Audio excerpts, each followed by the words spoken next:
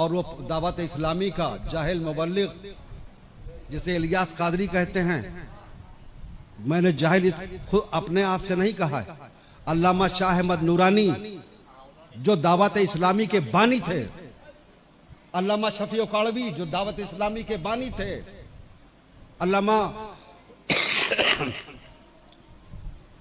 और बहुत सारे उलमाए किराम जिनके नाम अस्मा इस वक्त मेरे जहन में नहीं है, उन्होंने मुझसे खुद बताया। मैंने उनसे पूछा दावत इस्लामी के ताल्लुक से, हजरत क्या है, उनकी क्या हैसियत है, वो कौन है? तो अल्लामा शाह अहमद नूरानी ने फरमाया था, अल्लाह रहमान है, अल्लाह ताला गरीक़ रहमत फरमाए और उनकी कब्र को गुलजार जन्नत बना दे। उन्होंने फरमाया कि हम तमाम सुन्नी उलमा ने ये देखा कि पाकिस्तान में दावत वो जमात इस्लामी का बड़ा जोर बढ़ता चला जा रहा है, तो उस जोर को तोड़ने के लिए और सुन्नियत को बचाने के लिए हमने दावत इस्लामी का हमारा जहन बना, तो हमने एक जमात कायम की।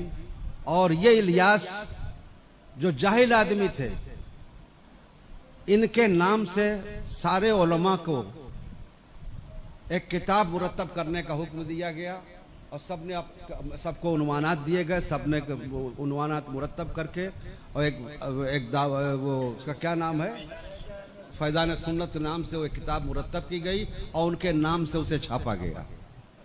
और ये बड़े भोले भाले सीधे साधे लगते थे देखने में, उलमा के बड़े फरमाबरदार थे, उलमा के बड़े फरमाबरदार थे। इसलिए सोचा गया कि एक नेक सीधा साधा आदमी है, दीन की तबलीग करेगा और ये किताब ही है, इसके जरिए से दीन की खिदमत होगी, जमात इस्लामी का जोर कुछ तो टूटेगा। अल्लामा शाह अहमद नूरानी रहमान ने बड़े कर्ब से मुझसे फरमाया था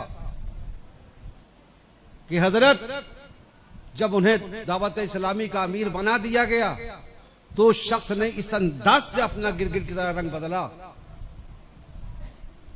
कि अपने तमाम मुत्तबईन को जो दावत इस्लामी से मुताल्लिक हुए थे, उसके मेंबर बने थे, सबको तमाम पाकिस्तान के सारे उलमा से मुतनफिर करना शुरू किया और ऐसा खूबसूरत अंदाज अपनाया और ये जहन दिया कि पाकिस्तान में अगर किसी की दस्तबोसी की जा सकती है, कोई इस लायक है कि जिसकी दस्तबोसी की जाए, कोई इस लायक है कि जिसके हाथों पर बैत की जाए, तो वो सिर्फ और सिर्फ इलियास कादरी हैं, बाकी कोई इस लायक नहीं।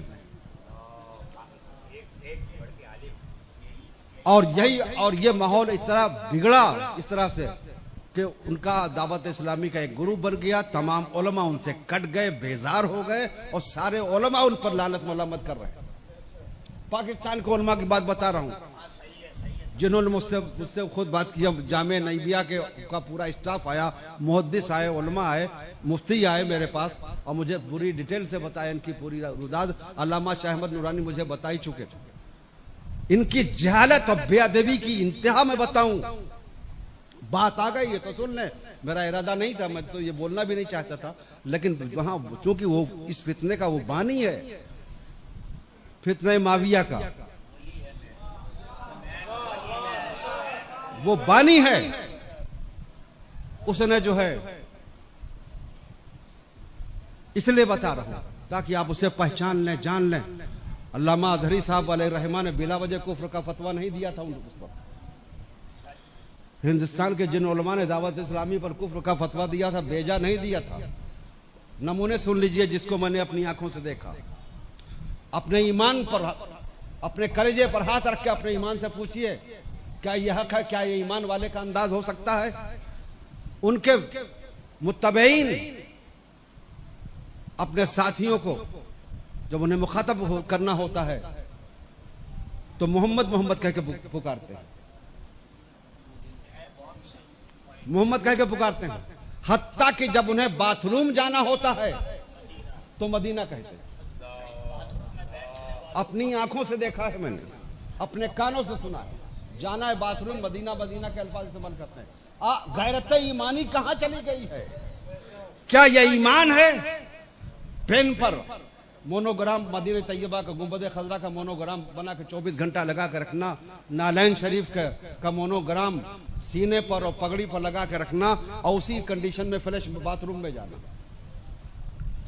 यहां तक आपको बताऊं कि नो इंतहा ये कर दिया कि दावत इस्लामी वालों ने कुरान अजीम की तबात कराई अपने तौर पर, और कुरान अजीम के सरे वरक पर नालैन मुस्तफ़ा सल्लल्लाहु अलैहि वसल्लम की तस्वीर छापी। मैंने अपनी आंखों से देखा, यकीनन नालैन मुस्तफ़ा की बड़ी अजमत है।